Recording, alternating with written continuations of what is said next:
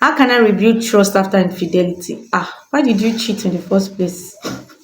What should I do if my partner is not supportive of my goals? How can I prioritize my relationship with God while being with a good partner to my significant other? Ah, what should I do if my partner is not on the same spiritual level with me? What are some red flags to look out for in a godly relationship? It is vague and absurd and unrealistic to want to marry someone without a red flag.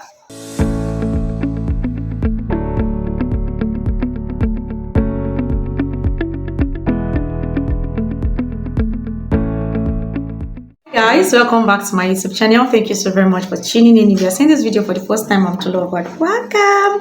All right, so today I'm going to be asking everything about. Money asking. I'm going to be answering all your questions as regarding my relationship. Let's get straight into it.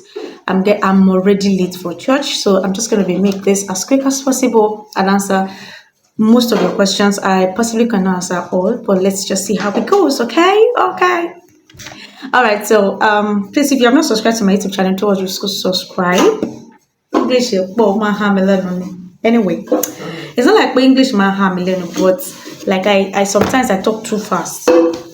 Make British.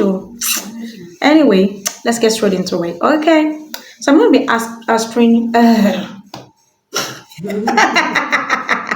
Anyway, I'm going to be answering all your questions as regarding relationship. So let's get straight into it. So number one is, how can I improve communication with my partner? Anyway, I think that's one of the most frequently asked questions about relationship. How do you communicate with your partner? Something about communication we all need to know. It's not just about talking. Sometimes there's communication in silence. Sometimes there's communication in sign language. You got it? Anyway, so you can communicate in so many ways. But then it becomes more difficult when you're in a long distance relationship. You want to keep you want to keep the vibe moving. You want to be sure that you're connected to your partner no matter the distance. So how do you improve communication, whether you are together, you are close by, or you are long distance? Number one is, like, always check up on yourself every morning, like after doing your devotions and all. Try as much as possible to check up on each other, get to know like what is their plan for the day. And then something about long distance relationship that is so weird and not feasible is to always be on video call with each other. Most people feel like when you're in a long distance relationship, you should be talking every minute because you are not closer as in terms of proximity, distance, and all. Kí ló ṣẹlẹ̀ báyìí? All right, so when you are like, there's a way that okay, so this myth about long distance relationship, that if you're in a long distance relationship you have to be doing video call every day, is not feasible. It's not practical. Do you get? So what do? It's always just whether call or video call, make sure that you are always communicating with each other, know the plan for the day, know where he is at the moment, and if you're in a long distance relationship, it might not be feasible to always know where your partner is or whatever he does, but those are one of the baggages of long distance relationship. Where's my gel? Okay, so as I was saying, that you actually may not be able to know where your partner is every time. So it's one of the things you should accept and stop giving yourself unnecessary pressure. Okay, you might not always know his plans, and it's okay. It's okay. So that's why long distance relationship is God first before your partner. God first, because you are tend to worry a lot. Do you get? So you might want to worry a lot. You might want to, know where your partner is. What is the relationship if you cannot know where your partner is or what is up to? So these are one of those things you might want to deal with if you are in a relationship. So in a long distance relationship. But for those that are not in a long distance relationship, sometimes communication is not you Asking, have you eaten? Where are you? Blah blah blah. That's not communication. Talk about real life issues. Talk about what do your partner think about one thing or the other. It's not just about how are you? Have you eaten? Some people do not even have shame. Be saying eat for two. Or probably your partner will even order food for you. Do you get? So what am I saying is that communication is not just about how are you? Fine. What have you eaten? Talk about real life issues. Talk about what's your belief about politics. What's your belief about a particular trending issue going on. Just talk about random thing because relationship is all about. It's all about partnership. It's all about, you know, how do I put it now? Companionship. That's the word. Relationship and marriage is for companionship. It's not just about how are you fine. It's about being in the moment. Sometimes you might not be on the same page with each other, but there's still talk. That's communication. To me, let me know what you think in the comment section and hope I've answered your question. So, how can I rebuild trust after infidelity? Why did you cheat in the first place? Why did you cheat in the first place? Me, I don't know. Some people's deal breaker is infidelity. So, if your partner's deal breaker is infidelity, you're gone. The relationship is gone. But if it's not, one of the ways you can do it is by the way you started your relationship. Just start like that. Do you get? Just make sure that you love. If the person just speak the person's love language, and you see the person loving you back. That's if the person's deal breaker is not infidelity. And also, what's a deal breaker? A deal breaker is something that it's something that you cannot take in a relationship, and then you will just leave. That's it. What should I do if my partner is not supportive of my goals? Pastor DDK will always say that if you are married and your partner is not supporting your goals, make him or her teach him how to. Some people want to support, but they don't know how and where to come in because you're a superman and you're a superwoman. So sometimes you need to tell them where you need help.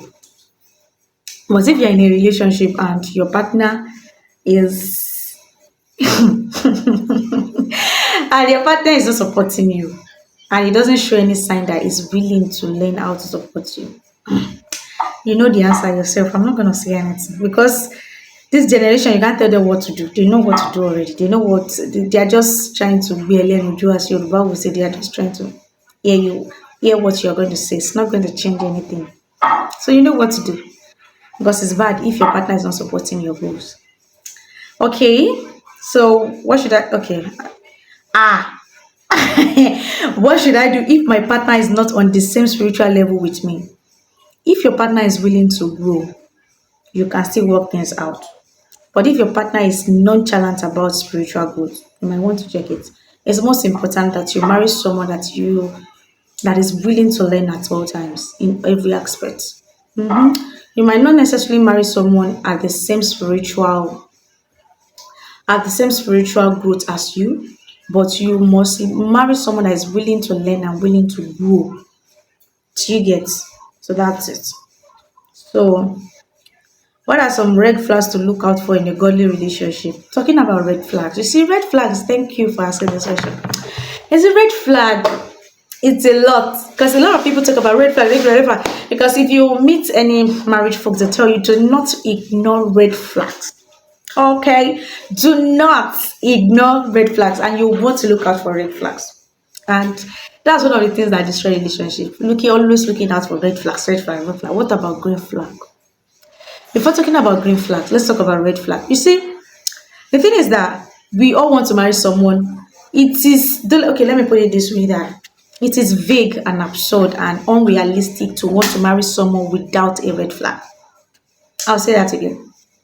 Let me see if my ears. Oof. My ear is very stubborn, so it's just trying to.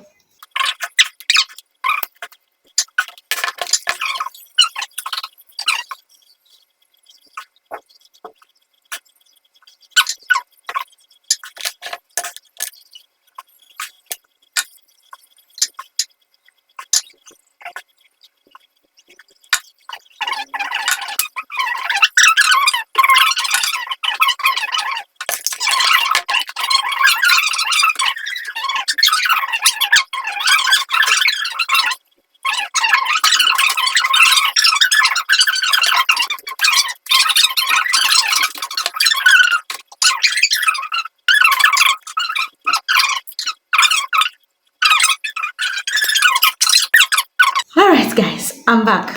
So, like I said earlier, that it's unrealistic to want to marry someone without a red flag. It is absurd. It is not real. Don't let anybody deceive you. Everybody has one red flag or the other. Let me repeat that. Everybody has one red flag. Even you that you're looking out for red flag. You yourself, you have terrible red flag that you need to work on. So instead of looking out for red flag, why don't you work on yourself, one? Then when you notice any red flag in your partner, ask yourself this honest question. Can you deal with this red flag? Because everybody actually has their red flags. So it is whatever red flags that you can manage that you should go for. That's what I will advise you. Everybody has red flags, so don't let anybody deceive you. Never ignore red flags. Don't ignore red flags. Ask yourself questions. Can I deal with this red flags? A red flag, and can we both work on this red flag to become a better version of each other? One of the key success to relationship and marriage is when you marry a partner that is ready to listen, ready to grow. Don't marry someone that is always right. And make sure that you are not also someone that is always right. Always make sure that, whenever you're wrong about something, accept that you can be wrong about something and work on it. That is what makes you a better person. That's what makes your relationship healthy for yourself and your future family. So stop looking for red flags. When you notice the red flags in your partner, ask yourself honest question. Can you deal with these red flags? If the answer is no, leave the relationship. If the answer is yes, work on the relationship to become better. So let me answer this last question before I leave. How can I prioritize my relationship with God while being with a good partner to my significant other? How can I prioritize my relationship with God? And there's something about we ladies. In fact, something about we ladies is that sometimes when it comes to relationship with God, we give in all. And when we are now in a relationship, it now seems as if that our partner is distracting us from God. So you need to learn how to balance things. You love God and you love your partner, but God first in everything. In fact, if you are with a partner that picks you first before God, you are in a dangerous relationship because your partner, you are not safe in that relationship. If your partner picks you over God, so it's more safer to always pick God over your partner. Very much safer. So how do you prioritize it? If your partner is also a godly partner, would respect the fact that you picked God over him or her than to pick them over God. Because God is the source of that relationship. So, and then how do you not do it in such a way that it does not affect your relationship? Because sometimes some people get so absorbed or get so engrossed with activities in church that they pay little or less attention to their partner. I think that has been, I've had similar experiences before. I will say that sometimes you listen to your partner when they talk about the fact that they need time with you, and then when they tell you that, oh, you are spending so much time doing so many other things and paying less attention to them, you need to take note of that. They are not trying to take away from God. They are just trying to call your attention that they also need your attention. They also need your time.